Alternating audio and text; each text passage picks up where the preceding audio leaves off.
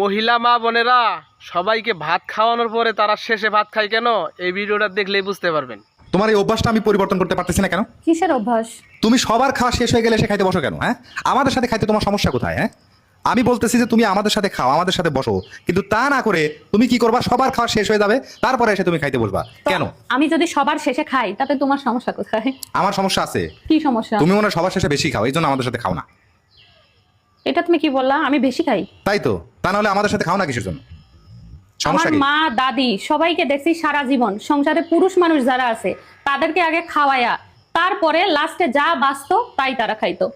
তাহলে সেই পরিবারের মেয়ে হয়ে কিভাবে আমি স্বামী সন্তান শ্বশুর শাশুড়ি তাদেরকে না খাওয়ায়া নিজে আগে খাবো? তুমি এই যুগের মেয়ে হয়ে নানি দাদিদের আমল নিয়ে পড়ে আছো। হ্যাঁ, এই যুগের মেয়ে হয়ে নানি দাদিদের কথা মানতে হবে কেন?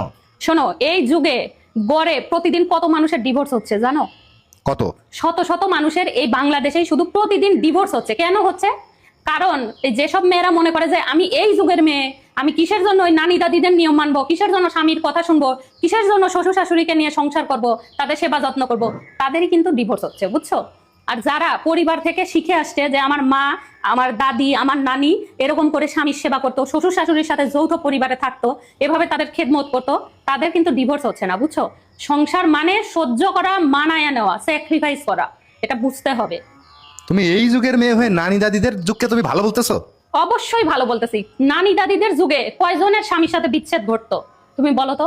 কয়জনের ঘটতো? হাতে গোনা দুই একজনের। আর এখন ঘরে ঘরে তুমি ডিভোর্সি মেয়ে পাবা। তা ডিভোর্স হলে সমস্যা কি? মানুষের বনি বনা না হলে ডিভোর্স করবে না? ডিভোর্স হলে সমস্যা কি? আমাদের সমাজে ডিভোর্সি একজন মেয়ের জন্য কোনো ঠাঁই নাই, বুঝছো? পুরুষ মানুষ বউকে তাড়ায় দিলে আর একটা বউ পায়, কিন্তু একজন ডিভোর্সি মেয়ের ভালো স্বামী পাওয়া মানে কি বলবো, ওই যে আলাদিনের সেরাক পাওয়ার মতো অবস্থা, বুঝছো? আর আমি চাই না যে আমি তোমাকে ছাড়া কোথাও যাব।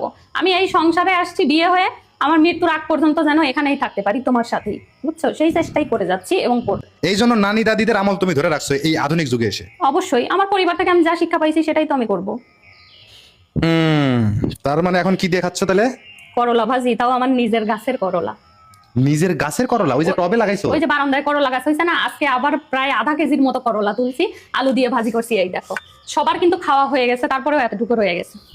তুমি আসলে পারো, বুঝছো? এই 9 তলা বিল্ডিং এর উপরে তুমি করলা ফলায় দেখাই দিই, কিন্তু এখানে তো গরুর গোশ রয়ে গেছে। তুমি গরুর গোশ নাও না কেন? গরুর গোশ রয়ে গেছে, গরুর গোশ রাত্রে আবার খেতে হবে, সবাইকে খাওয়াইতে হবে, বুঝছো? নিবো, করলা ভাজি দিয়ে আগে খেয়ে নেই, তারপরে 2-1 পিস নিবো না। এত কার জন্য গুছাইতেছো? একদিন তো মরেই যাবা, খায়া দেয় মরো।